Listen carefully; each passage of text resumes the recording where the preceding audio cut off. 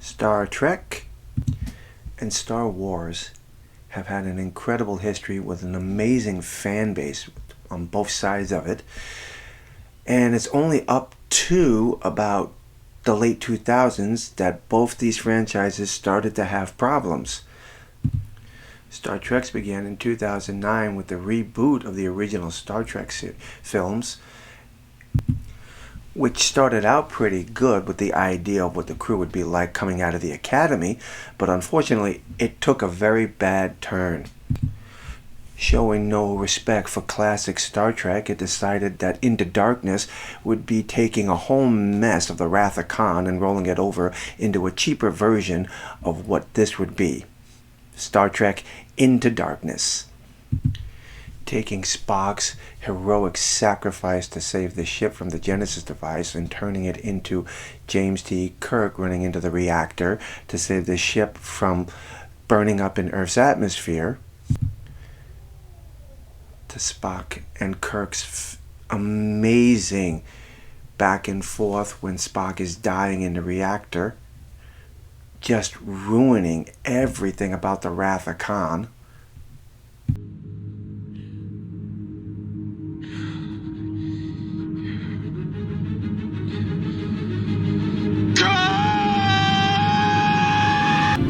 Enterprise's arrival at Space Dock, an incredible scene in the search for Spock. And while it's still a beautiful scene they have going here, it still is a complete rip-off of the search.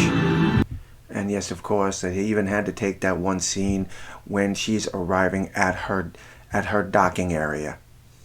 And yes, in the same Star Trek 3, Star Trek Beyond, we have the Enterprise being destroyed. Across the way there, over there at Disney, they decided that JJ did such a great job with Star Trek, let's give him a job at Star Wars, doing the same fantastic work of deconstructing and destroying franchises. From The Force Awakens all the way to The Last Skywalker, The Rise of Skywalker, Star Wars has gone through a nightmare of its own. Legacy characters like Han Solo, Princess Leia, and Luke Skywalker deserved a hell of a lot better than the way that they were treated throughout these last 3 movies.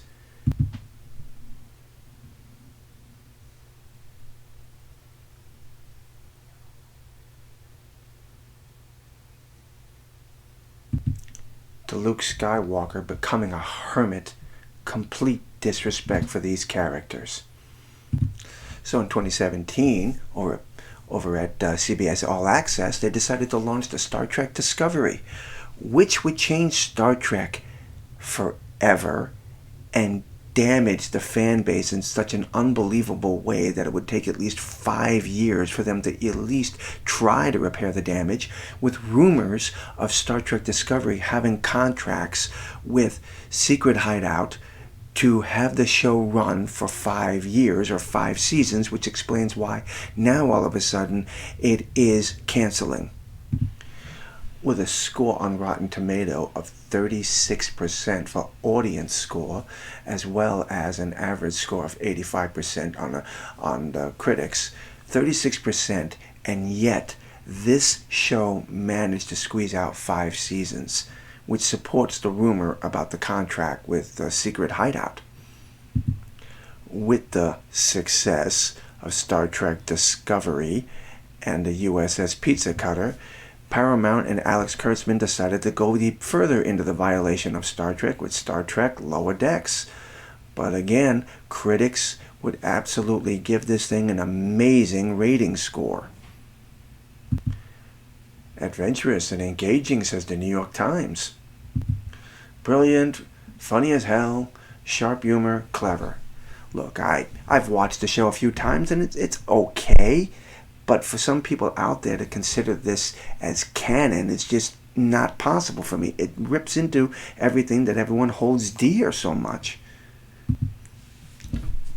Star Trek Strange New Worlds, for its flaws, still has a brighter message than all the others put together. back over at Disney, what started out as a good season for Mandalorian quickly spiraled out of control as we were introduced to the Book of Boba Fett and all the chaos that ensued around the making of that story. And last but not least, everyone's television show they love to hate, the Kenobi story, which was a complete train wreck, and so many people cried it was a violation of canon left and right. The fans were outraged by this nonsense. So between Star Trek and its failures and Star Wars and its failures, was there any hope in sight for saving any of this? Is Star Trek repairable? Is Star Wars repairable? Well, I think the answer comes in two different things that I have found. The first is from a video clip from Picard Season 3, which, by the way, is an amazing piece of work when you compare it to the last two seasons. Forget about all that weird shit of the Stargazer. The real Borg are still out there, and they have a name for you. Locutus of Borg. The only Borg so deadly, they gave him a goddamn name.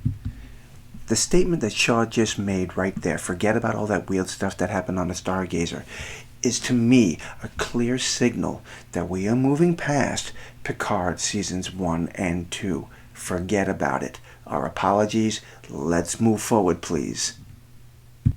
That to me is a clear sign that Star Trek may be turning the corner and finally getting back on the right track. Meanwhile, on the Star Wars side of things, it's a different issue. For those of you out there who have been hoping that Jon Favreau was going to tear down the last three Disney movies, and there were rumors saying that Disney was going to bury them, forget about Rey ever existing, but here Jon Favreau makes it very clear. The Mandalorian will not change established lore of Disney's Star Wars trilogy. So right there, that says it to me right crystal clear. Star Wars is dead. Now the article is from Bounding into the Comic from John F. Trent, and it was from March 13th of this year. Jon Favreau continued to let Star Wars viewers know that The Mandalorian will not change established lore of the Disney Star Wars trilogy. In a recent interview with Yahoo Magazine, discussing the third season of The Mandalorian with Dave Filoni, Favreau was asked, "John, you recently described Season 3 as a middle chapter to a much larger story. Do you guys have any idea?" Favreau responded, "The middle chapter to a much larger story. Well, I think the middle might mean I hope I do a lot more. So hopefully it's the middle. Maybe it's the beginning of a larger story." Filoni then said, "You could see it either way. It's a bit puzzling that way." Filoni then said, "We know we've got about 30 years to play with in the sandbox before we have established lore. That established lore is Disney's Star Wars sequel trilogy." There it is, my friends. There it is. Disney's trilogy, Star Wars trilogy, is established lore. They are not going to change it. So, Luke Skywalker was a hermit. Han Solo died at the hands of his son. And by some people's account, he was a deadbeat father. So, what do all of you think about this? Is Mandalorian... I've seen the last few episodes of the third season, and that last one was very depressing to me. It was slow, it was pointless, but I'm sure it'll lead up to something else. But so far, it doesn't do anything for me. And Star Wars right now is a royal train wreck with no movies in sight. Back on the Star Trek side, it seems like we are heading in the right direction. Picard Season 3 is a hit, and there are articles all over the place asking whether there will be a fourth season. Even Terry Matalas even hinted at the idea that there might be a continuation of it. There is even talk of a Shaw and Seven series, which would absolutely be fantastic as far as I'm concerned. So, tell me what all of you think about this out there. Is Star Trek going to live long and prosper? Is there any hope for Star Wars? Or is it dead? Give me your thoughts in your comments, my friends. And until the next time, God bless.